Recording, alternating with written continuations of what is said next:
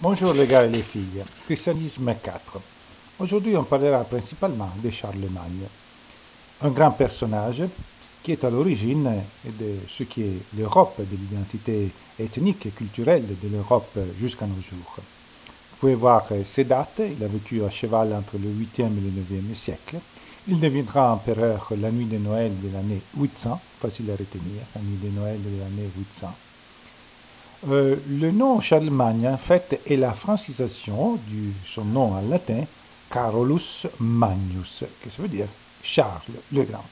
Bon, le Grand, on l'a considéré comme ça plus tard, quand il s'est affirmé comme un grand monarque, comme un grand empereur, comme un grand organisateur, homme de culture. Il était Charles, devenu roi de France, et son règne a duré 40 ans. Et plus tard, on l'a reconnu comme un grand personnage, et voilà Charlemagne.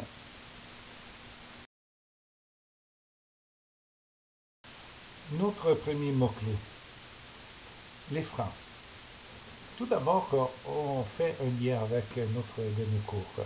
Après la chute de l'Empire romain, nous avions dit que l'Europe se retrouve morcelée dans un ensemble de royaumes qu'on appellera les royaumes romano-barbares.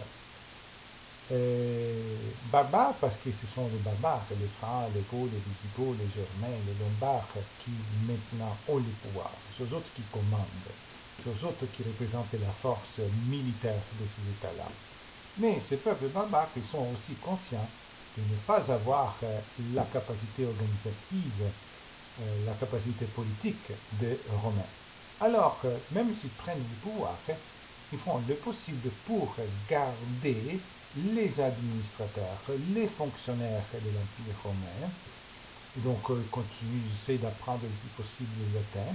Et voilà qu'on les appelle royaume romano-barbare. Mais quelle est la situation au 8e siècle euh, quand Charlemagne deviendra roi de France? Or, la situation est très différente de celle de l'époque de la chute de l'Empire romain du 5e siècle. La grande différence, c'est la diffusion de l'islam. Les conquêtes des Arabes et des musulmans qui commencent en Arabie, ils vont se répandre au Moyen-Orient, en Afrique du Nord, et ils arriveront jusqu'en Espagne actuelle. Or, si à l'époque de l'Empire romain, le grand centre, c'était la Méditerranée, tous les peuples qui avaient leur côte sur la Méditerranée étaient dominés et influencés par les Romains, et la Méditerranée, c'était la grande voie de communication. Maintenant, tout change. La Méditerranée vient par contre devient la division entre le nord chrétien et le sud musulman. Ce sont deux mondes complètement différents. Ils ont des racines communes, ils ont des aspects en commun.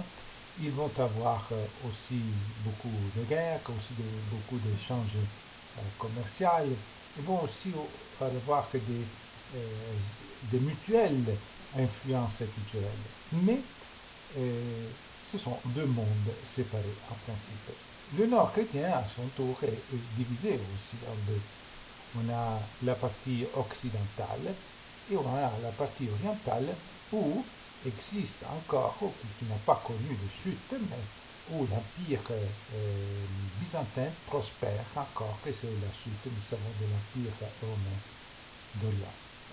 Or, dans cette situation, il y a un peuple de barbares, on les appelle encore des barbares, qui s'affirment sur les autres, qui va faire beaucoup de conquêtes et qui démontre d'être aussi les plus organisés. C'est le peuple des Francs. Et c'est un général, un chef franc, qui s'appelle Charles Martel, qui arrêtera l'expansion des Arabes dans la bataille des Poitiers. On le voit ici dans la carte, dans l'année 732.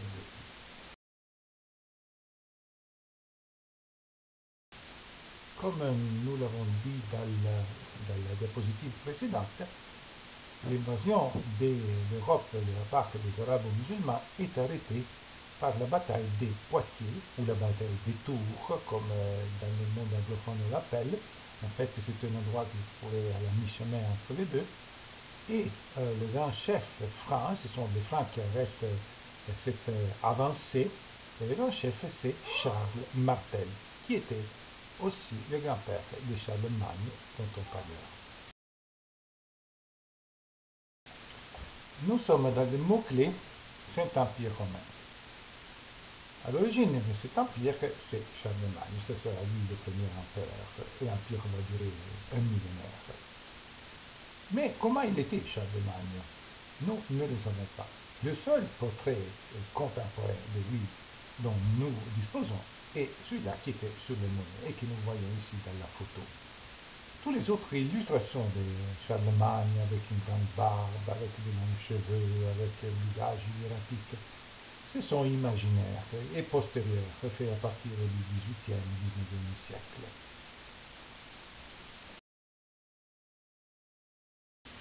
Ce qui a permis l'affirmation du royaume franc d'abord et puis de l'empire franc, c'était son alliance avec l'Église de Rome, l'Église catholique. Or que d'un côté, les Francs étaient des guerriers, des militaires très forts qui à chaque année conduisaient des batailles et qui affirmaient leur suprématie sur d'autres peuples. De l'autre côté, l'alliance avec l'Église leur permet deux choses. La première, c'est l'organisation. Et c'est des hommes d'Église, surtout des moines qui savent lire, écrire, qui sont capables de rédiger des documents, de transmettre les ordres de l'empereur et qui l'accompagnent tout le temps. Et de l'autre côté, l'Église et les monastères en particulier, ce sont des foyers de culture, des foyers de civilisation.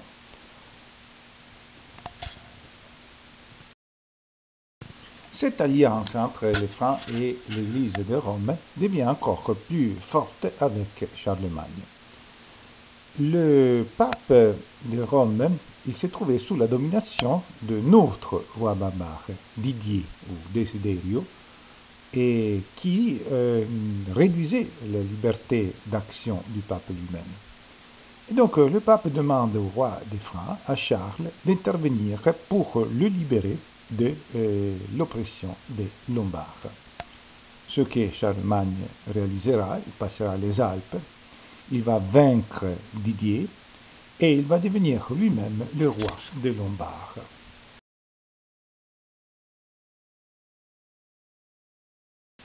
À partir de ce moment, vers la fin du 8e siècle, les régions centrales de l'Italie deviendront les États pontificaux, c'est-à-dire un territoire, un État, un ensemble d'États, au pluriel les États pontificaux, où le pape n'est pas seulement le chef spirituel, mais il est aussi le chef politique, le chef d'État. Ceci, c'était pour affirmer un principe, que le pape n'a pas d'autorité humaine sur lui, qu'il n'y a pas un roi, un empereur qui puisse limiter la liberté d'action du pape.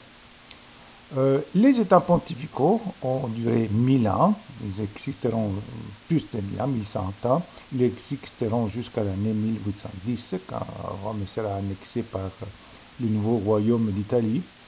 Mais encore aujourd'hui, on peut dire qu'il existe à travers l'État du Vatican. Et comme vous savez, c'est un État qui a un territoire symbolique, c'est le plus petit État du monde, demi-kilomètre carré, mais ceci permet de conserver le principe que le pape est aussi souverain dans son pays, dans son État. C'est la nuit de Noël de l'année 800 que Charles reçoit la couronne d'empereur par le pape Léon III. Dans ce contexte, l'Église reconnaît comme la constitution du nouvel empereur, un nouvel empire, qui s'appellera le Saint-Empire romain, qui existera pour un millénaire, jusqu'à l'époque de Napoléon. On raconte que Charlemagne était presque surpris, il a été informé que la volonté du pape quelques jours avant, il accepte que le pape reconnaît l'autorité du pape pour un tel geste, il se met à genoux devant lui. On voit cette ancienne représentation médiévale du couronnement de Charlemagne. Et évidemment, ça faisait des siècles qu'on n'utilisait plus ce titre. C'était depuis 476 qu'on n'utilisait pas le titre d'empereur. Il y avait des rois, mais pas d'empereur. Mais il y a quelqu'un qui est mécontent, quelqu'un qui proteste fortement pour cet événement. C'est l'Empire byzantin. À Constantinople, il y a un jeune empereur qui s'appelle Constantin. Moi, je l'ai vu 4 ou 5. Mais il est mineur. Et c'est sa mère qui a le pouvoir, la régente, l'impératrice Irène. Or, malgré ces premières protestations, les Byzantins disent c'est nous, les descendants, les héritiers de l'Empire romain, nous sommes l'Empire d'Orient. Comment on ose en Occident de prendre un roi barbare et de le faire empereur? D'abord, donc, les Byzantins ne reconnaissent pas ce Saint-Empire. Mais, puis, grâce à des relations diplomatiques, les deux empires se rapprochent au point qu'on décide de les souder ensemble avec un mariage.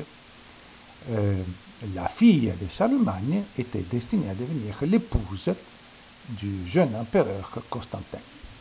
Malheureusement, ce mariage ne se célébrera jamais parce que Constantin va mourir à très jeune âge.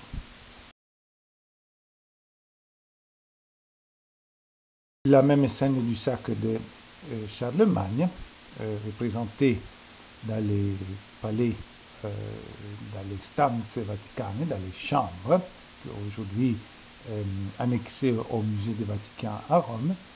C'est une fresque célèbre faite par Raphaël au XVIe siècle. Ici on voit la différence de style entre les dessins du Moyen-Âge et les grandes fresques de la Renaissance. Cette carte nous montre l'apogée de l'Empire, du Saint-Empire à l'époque de Charlemagne, à l'apogée de toutes ses conquêtes. La capitale de cet empire est une ville qui s'appelle Aix-la-Chapelle, et c'est là qu'encore aujourd'hui se trouve le tombeau de Charlemagne. Récemment, ces os ont été repris par certains scientifiques qui ont établi sa taille. Charlemagne avait presque 1,90 m de taille, donc était un homme très grand, un grand guerrier franc. L'origine des Francs était dans l'ère géographique qu'aujourd'hui c'est plutôt l'Hollande et la Belgique flamande.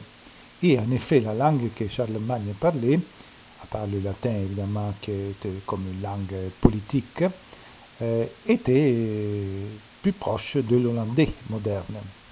Autant les Français dans l'histoire que certains Allemands se sont sentis comme les descendants de Charlemagne. La capitale, Aix-la-Chapelle, aujourd'hui est une ville hollandaise, tout près de la frontière avec la Belgique et la France, qui s'appelle Aachen.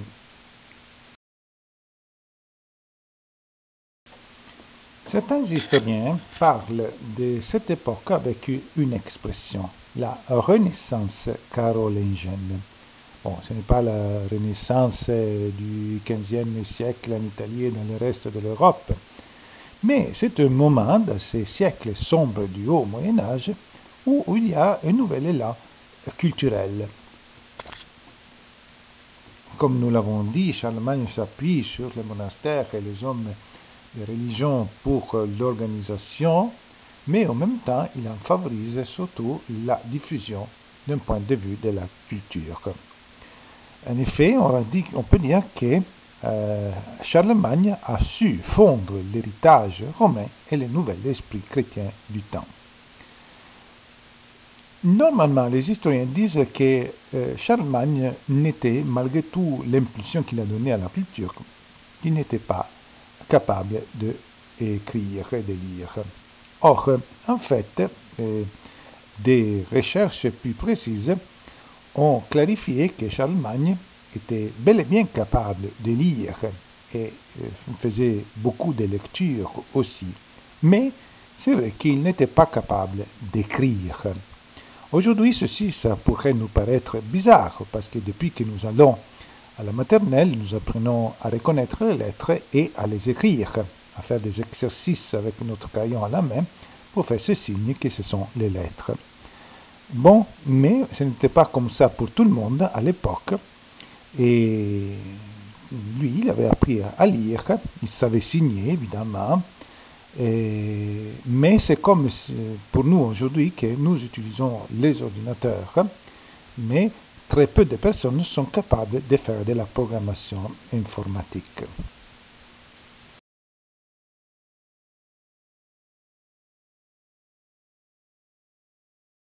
Prochain mot-clé, l'école. Dans les pays francophones, il y a la tradition de dire que Charlemagne a inventé l'école. Et on le dit aussi avec un peu de mécontentement, parce qu'on est obligé aussi d'aller à l'école et à faire tous nos efforts que cette institution nous demande.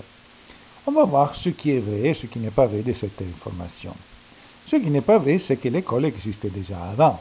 Nous avons vu déjà en Grèce qu'il y avait des pédagogues dans les familles importantes ou certains enseignants qui recevaient dans leur maison les enfants des autres pour enseigner. Et école, c'est un mot grec, c'était l'endroit où les enfants apprenaient. Mais qu'est-ce qu'il y a de vrai? C'est que Charlemagne désire que tous les enfants dans les territoires qu'il domine aient un minimum d'instruction. Les trois objectifs de base, lire, écrire et faire les quatre opérations mathématiques les plus importantes, le plus, le moins, le diviser et le fois, le multiplier. D'accord? Et évidemment, la seule réalité qui était capable de réaliser cette tâche était, encore une fois, l'Église à travers les monastères et à travers les paroisses. Il faut dire quand même que à la fin de l'époque de Charlemagne et de son fils, l'empereur Louis le Pieux, cette organisation de l'école tombera au vide et l'instruction, ça sera seulement un privilège d'une classe élitaire.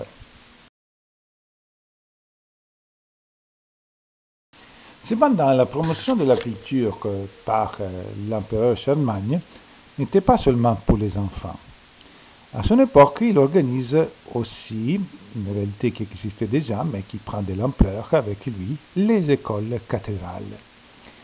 Et ce sont des écoles de formation supérieure, et on les appelle cathédrales parce que souvent c'était dans la cathédrale même des villes ou dans les édifices annexés. Et ici on voit une ancienne école cathédrale qui se trouve à Paris, et on reconnaît les arcs gothiques, que ce sont l'architecture traditionnelle des cathédrales de l'époque du Moyen-Âge, et on voit que cette tradition existe encore aujourd'hui dans notre ville.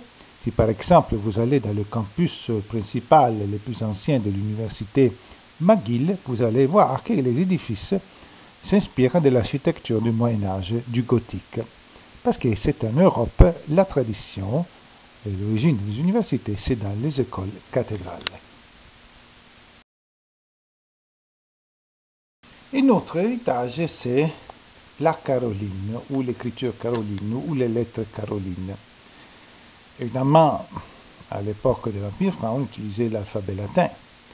Mais l'alphabet latin avait les lettres majuscules déjà bien définies. Les minuscules, et il ne faut pas oublier qu'il y avait beaucoup de scriptorium, d'endroits où on écrivait dans les monastères, avaient des différents styles. Or, Charlemagne, avec son autorité, il unifie le style des lettres minuscules. Et c'est devenu les lettres carolines ou l'écriture caroline. Ce sera à partir de ces lettres que, au XVe siècle, Gutenberg, qui inventera l'imprimerie, fera ses caractères.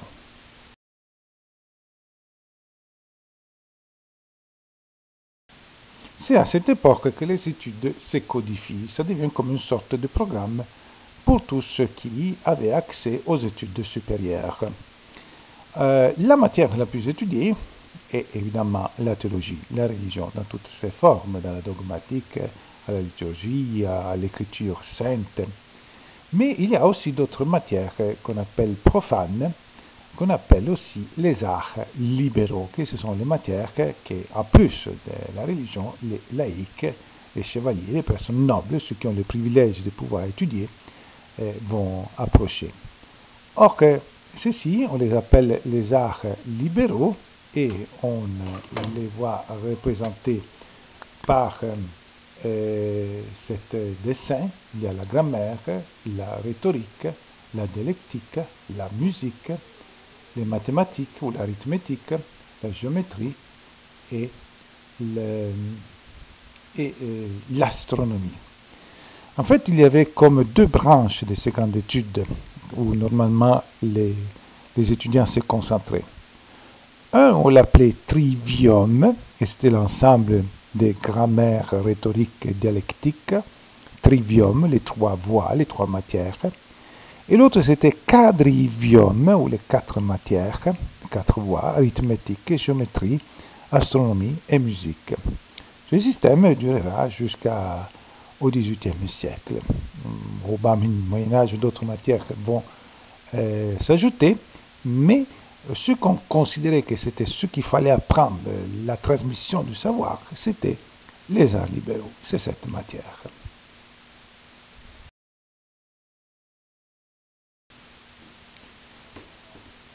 Le règne de Charlemagne a été continué par son enfant qui s'appelait Louis le Pieux et qui a régné encore pour 40 ans. Mais à la mort de Louis le Pieux, les petits-fils de Charlemagne, Lothaire, Louis le Germanique et Charles le Chauve, se partagent l'empire comme on se partage n'importe quel héritage. Et donc, voici que l'empire carolingien va être séparé en trois. D'un côté, on a la Germanie, et c'est Louis le Germanique qui aura le titre impérial. Le Saint-Empire, pendant le millénaire qu'il existera encore, ça va correspondre aux ensembles des pays germaniques, ce qui est l'Allemagne, l'Autriche d'aujourd'hui. Une partie centrale qu'on appellera la Lotharingie, et la partie occidentale qu'on appellera la Francie, qui est plus, le nom va évoluer en français, et c'est l'origine de ce pays européen encore d'aujourd'hui. La conséquence, c'est aussi que la guerre reprend à son plus fort à partir du Xe et XIe siècle. Et ça va être l'âge des châteaux. En Europe, on va construire de plus en plus des fortifications. Aujourd'hui, si nous allons en Europe, espérons de pouvoir y aller que cette épidémie ne dure pas longtemps et qu'on puisse retourner à visiter l'Europe. Tout touriste qui va en Europe a comme l'obligation de voir un château. C'est un élément important, fondamental de l'histoire.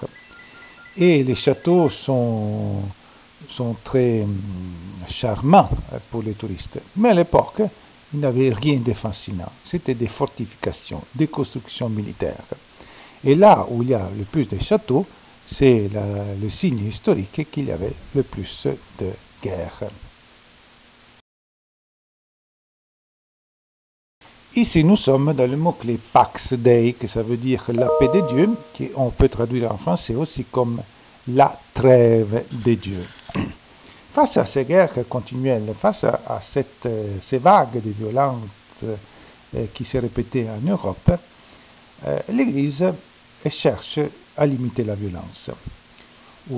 L'idéal, ce serait qu'il n'y ait pas de guerre, mais on se résigne à l'idée que la guerre appartient à la nature humaine, que la nature humaine est déchue, qu'il y a une certaine corruption, que les humains désirent le bien, mais qu'ils font le mal. Donc, c'est impossible de vaincre complètement la guerre. Alors, qu'est-ce qu'on fait? On essaye de limiter les dégâts de cette guerre par des différents moyens. Une, c'est par l'institution de la chevalerie, c'est-à-dire mettre en place un ensemble de soldats qui ne sont plus des guerriers bruts, des guerriers grossiers, sauvages, mais qu'il s'agit plutôt des militaires avec des valeurs, avec un code d'honneur, et qui doivent lutter contre les infidèles, mais qui doivent aussi protéger les plus faibles, les veuves, les orphelins, les voyageurs. Et puis, on institue des lieux et des temps sacrés où la guerre doit rester dehors. À partir de l'année 1040, on impose le respect, c'est facile pour reconnaître ces lieux, pour les églises, les monastères, mais toutes les terres aussi, et tous les bâtisses qui appartiennent au monastère, pour que certains voyageurs, qui sont les pèlerins, et on demande de protéger, de respecter les femmes, et les agriculteurs, parce que si on n'a pas d'agriculteurs, on va mourir tous de faim. Et puis il y a aussi un temps sacré, certains jours du calendrier où toutes sortes de batailles est interdites. Ces jours-là, ce sont les dimanches, évidemment, les grandes fêtes religieuses, ainsi que le carême, la période qui précède Pâques, 40 jours, 50 avec les dimanches, et l'avant, les 4 semaines avant Noël. La trêve de Dieu, évidemment, n'a pas été respectée de façon unanime, mais c'était très important, c'était pour la plupart des cas, les chevaliers ont respecté ces règles. Dernier mot-clé, Cluny. Cluny est une ville qui se trouve au milieu de la France, pas loin de Lyon, et c'est une ville importante pour un grand monastère qui se trouvait là-bas et qui était fondé au IXe siècle. Qu'est-ce qu'il a de particulier ce monastère? C'est que ce monastère, c'était le premier d'un nouveau grand mouvement des monastères, les moines de Cluny. Ces monastères ont renouvelé les anciens monastères, qui subissaient une sorte de décadence, une sorte de corruption. Nous avons vu comme le monachisme bénédictin, comme les monastères de Benoît ont eu un énorme succès dans les siècles 6 et 7, mais ils ont été aussi victimes de leur succès. Pourquoi? Parce que ça devenait aussi des lieux de richesse, grâce à la Pax Dei, la trêve de Dieu, des paysans donnaient la propriété de leur terre au monastère. Au moins les soldats ne pouvaient pas faire des ravages, ne pouvaient pas leur voler et détruire la récolte. Le monastère prenait ceci, il demandait une petite raie d'avance et les paysans continuaient à travailler leur terre. Mais de cette façon, les monastères se sont enrichis. Et les familles nobles de l'époque ne voulaient pas disperser leur héritage, donc ils imposaient à leurs enfants, des garçons et des filles, d'aller au monastère. Faisant vœu de pauvreté, ils étaient exclus de l'héritage.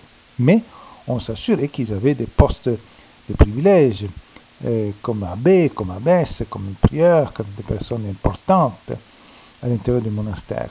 Mais ces gens-là, aller au monastère, non pas par vocation religieuse, mais pour une imposition familiale. Et ceci a fait entrer beaucoup de corruption. Et voilà qu'au IXe siècle, un nouveau monastère, celui-là de Cluny, relance les valeurs originelles du monachisme, de dimension plus spirituelle profonde, de valorisation de la culture, la réaffirmation des 3 vœux, de pauvreté, de célibat. Mais les moines de Cluny et l'ensemble du monastère de Cluny vont lancer aussi une nouvelle pratique religieuse qui sera extrêmement populaire au Moyen-Âge et qui aura beaucoup d'impact sur la société jusqu'à nos jours. C'était la pratique des pèlerinages qui a mis en marche des millions et des millions de personnes pendant le Moyen-Âge et jusqu'à nos jours. et le pèlerinage et leur impact dans l'histoire, ça sera le thème de notre prochain cours.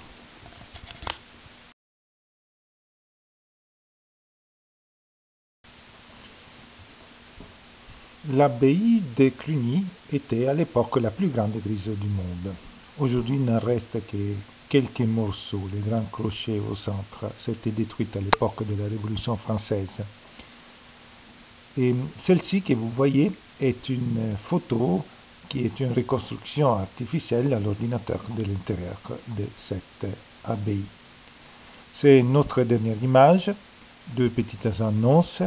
Je vais vous demander de m'envoyer les notes de cours pour le 15 mai et tous les cours que nous avons fait depuis l'arrêt de l'école en vidéo.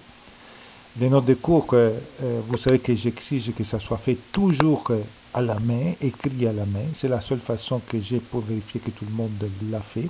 Et vous me les enverrez par email en fichier PDF si vous avez un scan, sinon la photo de chacune de vos pages. Et puis, le prochain cours, ça sera jeudi de 7